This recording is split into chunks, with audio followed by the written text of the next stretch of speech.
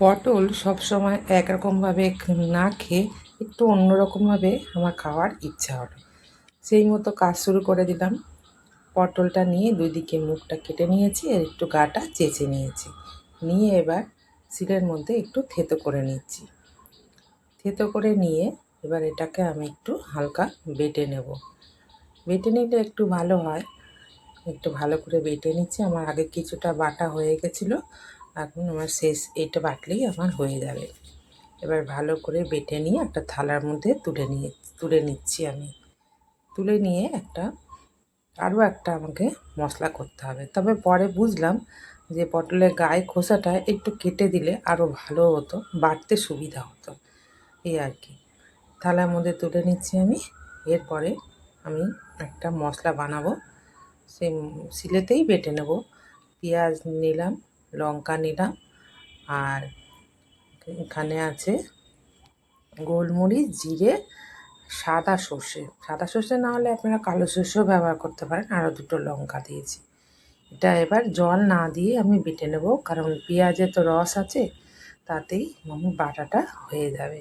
সমস্ত মশলা বেটে নিয়ে এবার পটলের মধ্যে দিয়ে দিলাম। এবার এটাকে ম্যারিনেট করব। এর মধ্যে আমি হলুদ দিচ্ছি আর নুন দেব।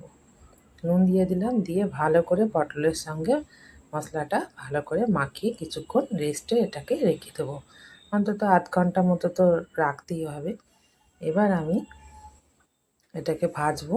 কড়াতে তেল নিয়ে নিয়েছি, তেলের মধ্যে একটু কালো জিরে দিচ্ছি আর রসুন একটুখানি তেলের মধ্যে দিয়ে দিচ্ছি। যতক্ষণ না রসুনের যে গন্ধটা সেটা বার হয় ততক্ষণ পর্যন্ত রসুনটা আমি ভাজবো। রসুনটাও বেটে নিতে পারতাম, কিন্তু আমার গোটা ছিল না, পেস্ট করা ছিল, সেই জন্যই আমি এটা তেলের মধ্যে দিলাম।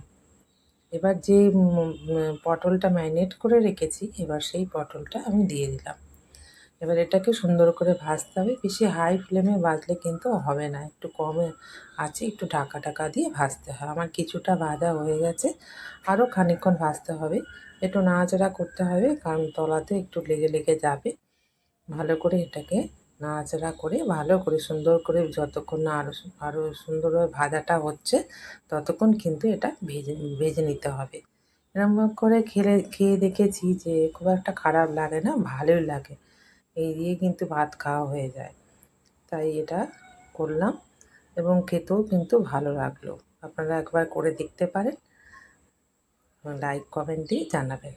Thank you.